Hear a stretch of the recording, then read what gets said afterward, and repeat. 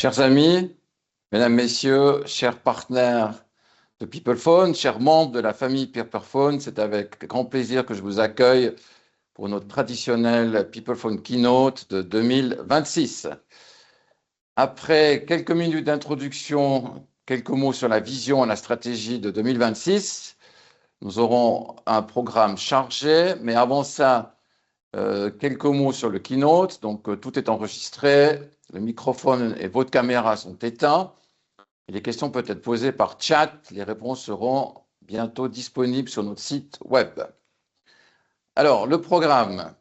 Après mon introduction, nous aurons Xavier, notre nouveau Business Development Officer, qui va vous présenter la roadmap.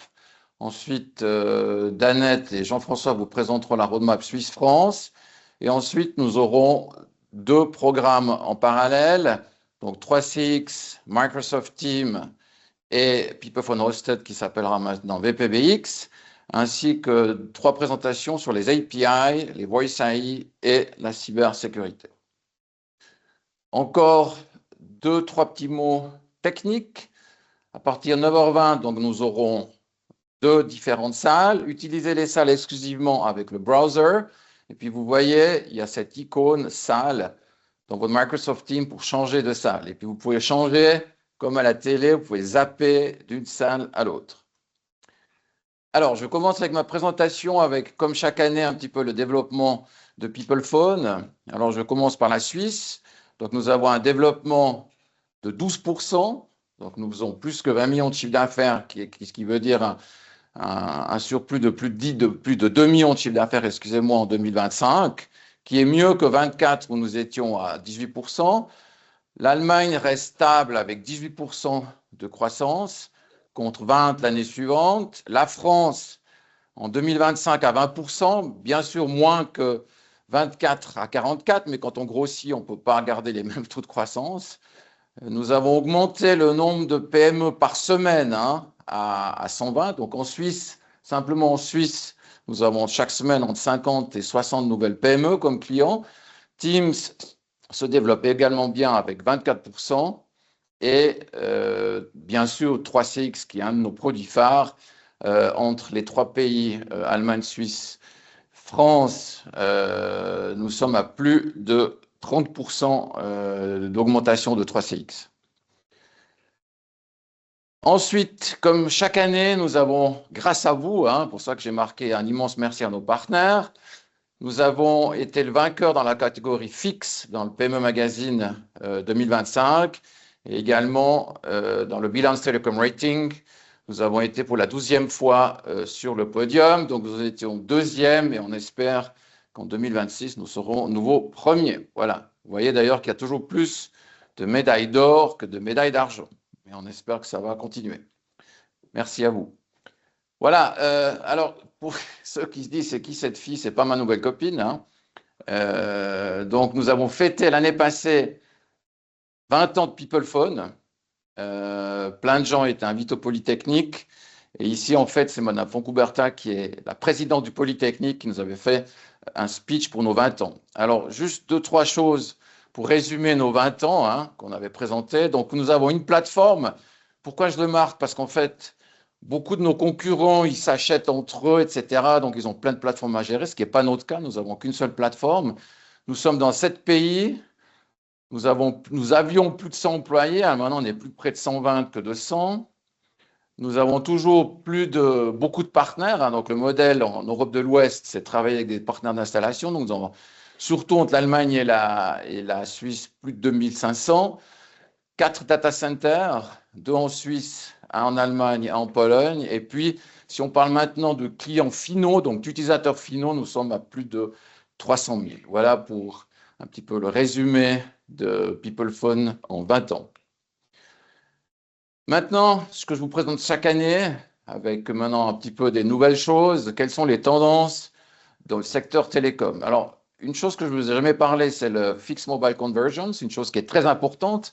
Dans les pays du Nord, vous ne vendez plus de VoIP si vous n'avez pas l'intégration avec le mobile. Bien sûr, comme chaque année, je vais vous parler d'intelligence artificielle. On ne peut plus vendre de VoIP sans intégration CRM et RP. Les API, bien sûr, c'est le nouveau moyen de vendre. et puis bien sûr la cybersécurité qui devient de plus en plus importante.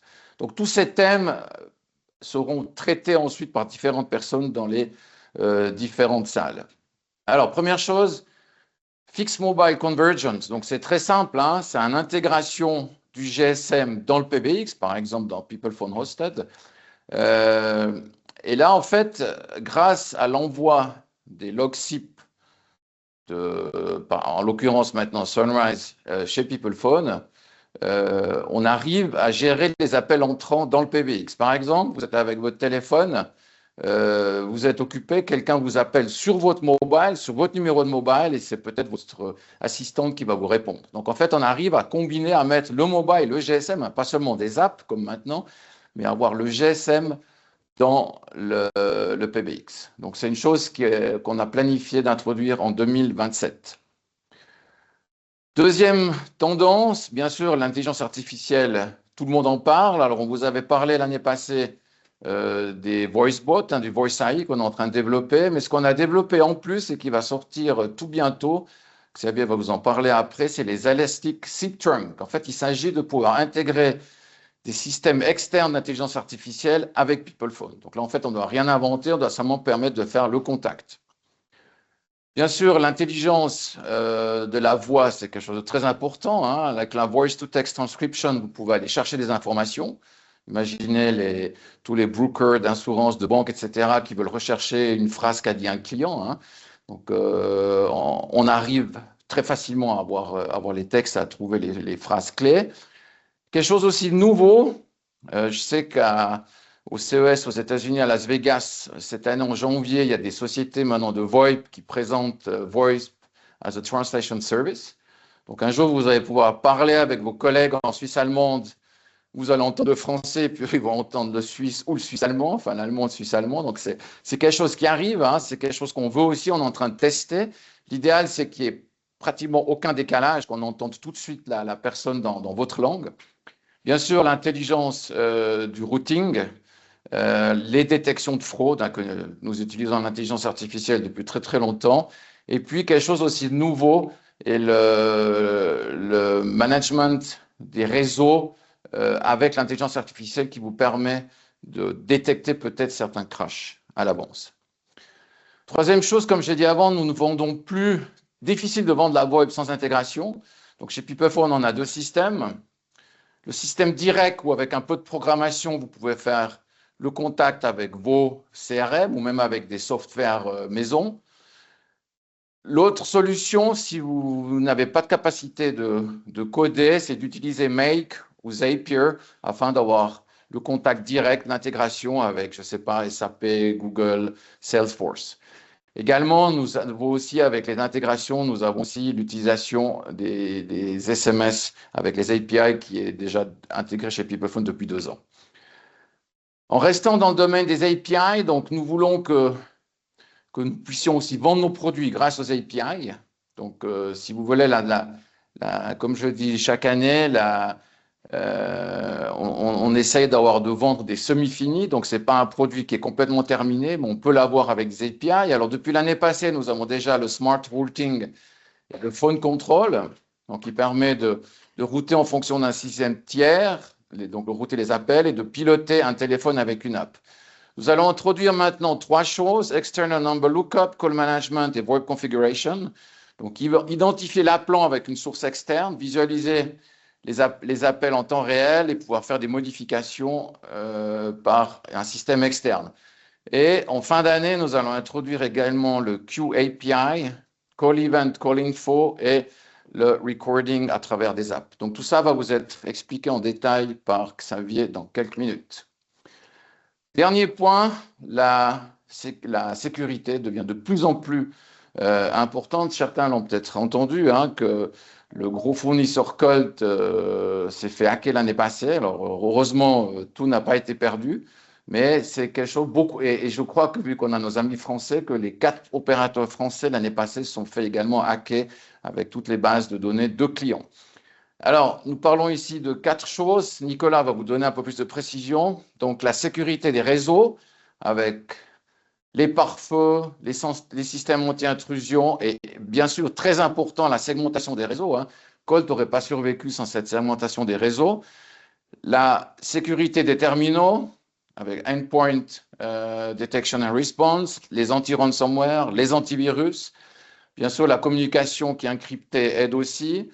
Multi-factor authentication que nous avons depuis des années maintenant, le Zero Trust Management. Et bien sûr, quand vous avez des problèmes, il faut aussi pouvoir non seulement le gérer, mais l'analyser. Donc, Incident Management avec Security Information Event, Recovery System et Post-Incident Review. Voilà pour ce qui est des 5 tendances que nous allons traiter un petit peu en détail après avec mes collègues. Dernière slide. Cette semaine, la société Kearney, qui est une société de consulting assez connue, a fait un bulletin de santé, un European Telecom Health Index. Et vous voyez que la Suisse, donc il y en a 20, j'ai montré les 15 premiers. La Suisse est 3e, d'ailleurs avec la France. Quels sont les critères? Donc c'est la satisfaction des clients, la technologie, les prix, les offres commerciales. Donc, nous voyons que la Suisse, nous sommes bien placés. Et ce qui est intéressant, c'est que ce sont les pays nordiques qui sont à l'avance. Donc, je parlais avant de l'intégration avec le mobile. Si j'ai bien compris, dans le Nord, vous ne vendez plus de VoIP si ce n'est pas intégré avec les mobiles. Voilà, j'avais 10 minutes, j'en ai fait 11. Donc, exercice pas réussi. Donc, je vais tout de suite passer la parole à Xavier pour la suite avec la roadmap pour notre groupe. Voilà, merci. Et puis, j'espère vous retrouver dans les prochains events de PeoplePhone. Bonne journée.